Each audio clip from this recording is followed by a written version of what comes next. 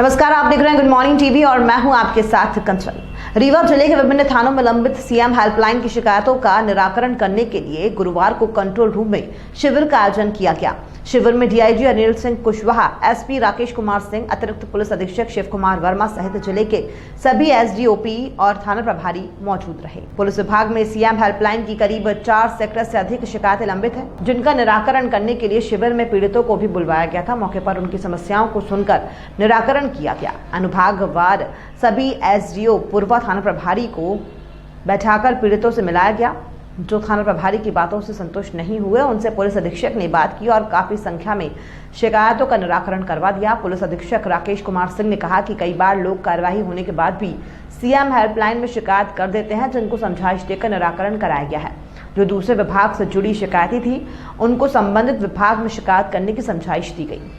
RI द्वारा सीमांकन किया गया मेरे ज़मीन के सर, और सीमांकन के दौरान मेरे सही ज़मीन का नाप नहीं लिया गया, मुझे शासकीय ज़मीन नाप दिया गया है।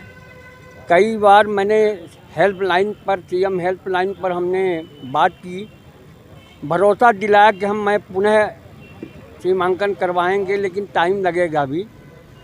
10-15 बार हेल्पलाइन का मैंने मदद लिया, लेकिन आज तक कोई निराकरण नहीं हो पाया सर जी। मेरा बार बार निवेदन है, मैं वयोवृद्ध हो चुका हूँ, मेरे उम्र 70 वर्ष की हो गई है, मेरे साथ न्याय हो, मेरा यही एक निवेदन है। सीएम हेल्पलाइन में हमने कई बार अपना गुहार लगा चुके हैं, कोई निराकरण आज दिनांक तक नहीं हो पाया है। क्या नाम है आपका? मेरा मोहनलाल गुप्ता, बैकुंठपुर, जिला रीवा, मध्य प्रदेश का निवासी हूँ। कहाँ से आए हैं? मैं बैकुंठपुर का हूँ। क्या शिकायत है आपकी? शिकायत ये है कि हमारे बहनोई हैं करीबा जी, मेरा भांजा जो है 19 जुलाई को हिनौती ग्राम में उसकी हत्या हो गई। थानागढ़ लगता है। हत्या भी हुई, पुलिस पंचनामे के लिए भेजी और पोस्टमार्टम कराना था, तो गढ़ डॉक्टर ने पीएससी गंगेओ है, तो पोस्टमार्टम तक नहीं किया।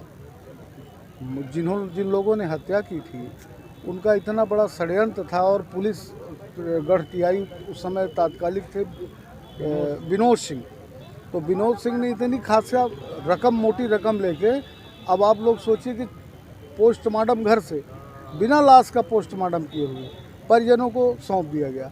चूँकि इनके पास एक ही लड़का था, और एक ही लड़का होने के कारण वो इनकी दिमाग तो काम नहीं कर रही थी, ये तो दुख में भी।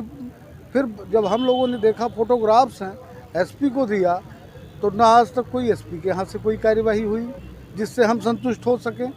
मैंने दोषियों का नाम भी दिया गया है, ऐसा नहीं है, मैंने आरोप लगाया कि फला फला व्यक्तियों ने मेरे बेटे को मारा, तो आज दिनांक तक कोई कार्यवाही नहीं। 19 जुलाई की घटना है। पुलिस के वरिष्ठ अधिकारियों को, प्रदेश के वरिष्ठ अधिकारियों को बाई पोस्ट, इवन ये आप मान के चलिए कि प्रधानमंत्री, राष्ट्रपति और सुप्रीम कोर्ट के प्रमुख जस्टिस तक को मैंने लिख के दिया, कोई कार्यवाही नहीं। बिल्कुल चारों तरफ ये प्रशासन, ये सब दिखावा है जनता को। ये सीएम हेल्पलाइन की कोई निराकरण वाली शिकायत हम लोगों की नहीं हो पाती। आज पुलिस कंट्रोल रूम में शिविर का आयोजन किया गया, क्या लगता है आपको कि आपको न्याय मिल पाएगा? नहीं मिल रहा न्याय, न मिलेगा। न्याय दिलाने वाला ऊपर वाला है, वो ही न्याय दिला सकता है, नीचे वालों से न्याय की उम्मीद नहीं है। कैसे मौत हुई? घर से खेत गया, और खेत जाने के बाद मार के एक बावली थी, उस बावली में फेंक दिया गया, अब बिल्कुल नग्न अवस्था में, और यहाँ काफ़ी चोटें थी, अंडकोश वगैरह पूरी तरह फूटा हुआ था। अब बार बार सेकंड डे से ही थानागढ़ को आरोपियों के नाम के सहित आवेदन देने लगा, कोई कार्यवाही। अब विनोद सिंह जैसा भ्रष्ट थाना प्रभारी आपको मध्य प्रदेश में कहीं नहीं मिलेगा। तो मऊगंज में जाते हो? अब मऊगंज में जाते ही, जैसे ही यहाँ से हुआ मऊगंज गए वो, तो जाते ही हत्या कराया, उसको तो पैसा प्यारा है जी। सर, आज ये शिविर लगाया गया है, क्या उद्देश्य इसका? कुल कितने मामले पेंडिंग थे, कैसे निराकरण किए जा रहे हैं? दरअसल रीवा एक ऐसा ज़िला है जहाँ सीएम हेल्पलाइन की सबसे अधिक शिकायतें होती हैं, और करीब हर महीने 900 शिकायतें आती हैं, जिसमें लगभग 600 शिकायतें, हम 600 से 700 शिकायतें हम बंद करा पाते हैं। लेकिन कुछ शिकायतें से फरियादी संतुष्ट नहीं होता है, तो इसके लिए हमने ये ज़रूरी समझा कि एक ज़िला स्तर पे महीने में कम से कम एक बार सभी फरियादियों के हम बुला कर उनको सामने सामने सुन लिया जाए। कई ऐसी भी शिकायतें होती हैं कि आदमी के खिलाफ मुकदमा कायम हुआ, सीएम हेल्पलाइन में शिकायत कर दिया। कई लोग गलत सही चीज़ों का गलत फ़ायदा भी उठाने की कोशिश करते हैं, लेकिन सबसे हम एक बार रूबरू हो लें, सबको जानने। और फरियादियों को कई बार ये पता नहीं रहता है कि उनकी शिकायत का संबंध पुलिस से है कि किसी और विभाग से है, तो उनको समझाना पड़ता है कि भाई इसमें पुलिस के पास मत जाओ, ये इसके लिए कलेक्टर साहब को शिकायत करो, इसके लिए दूसरे विभाग को शिकायत करो। तो इस तरह की चीज़ों को समझाना बुझाना ताकि शिकायतों की को निराकरण हो सके, लोगों को सही तरीके से पता चल सके कि उसकी शिकायत के निराकरण का किस स्थान पर हो सकता है। इसके उद्देश्य से जिला स्तर पर आयोजन कराया गया। सभी उन थानों प्रभारियों को बुलाया गया जहाँ पे इस तरह की शिकायतें ज़्यादा होती हैं। कुछ थानों में शिकायतें कम होती हैं, उनको नहीं डिस्टर्ब किया, लेकिन जहाँ पे शिकायतें ज़्यादा होती हैं उनको बुलाया गया। सबको सुन रहे हैं, जो वहाँ से संतुष्ट नहीं हो रहे हैं वो हमारे पास आ रहे हैं, एडिशनल एसपी साहब के पास जा रहे हैं और हम सबको सुन के उसका निराकरण कर रहे हैं। अभी जिले में कुल कितने पेंडिंग केसेस हैं? अभी हमारे पास 411 शिकायतें सीएम हेल्पलाइन की अलग अलग लेवल पर लंबित हैं। क्या रीवा में ही ज़्यादा शिकायतें होती हैं?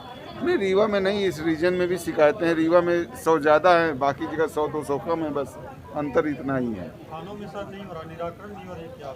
नहीं, इसमें 2-3 लेवल की शिकायतें हैं ना। मैंने बोला ना कि कई बार सीएम हेल्पलाइन एक ऐसा फोरम है जिस फोरम में आदमी को अपने खुल के शिकायत करने का अवसर मिलता है। बाकी जगह जैसे पुलिस के पास अगर किसी खिलाफ मुकदमा कायम हुआ है तो थाने में नहीं जा सकता, लेकिन सीएम हेल्पलाइन में वो कर सकता है क्योंकि ऑनलाइन शिकायत करनी होती है। तो हमारे लिए ये बड़ा महत्वपूर्ण होता है कि हर चीज़ को तरीके से देख सकें कि भाई कोई गलत आदमी लाभ न उठाए इस मंच का। इसलिए सुनवाई को और पारदर्शी बनाने के उद्देश्य से यहाँ पे बुलाया गया है। इस खबर में फिलहाल इतना ही। और भी खबरों के अपडेट्स के लिए आप निरंतर बने रहिए गुड मॉर्निंग टीवी के साथ। नमस्कार।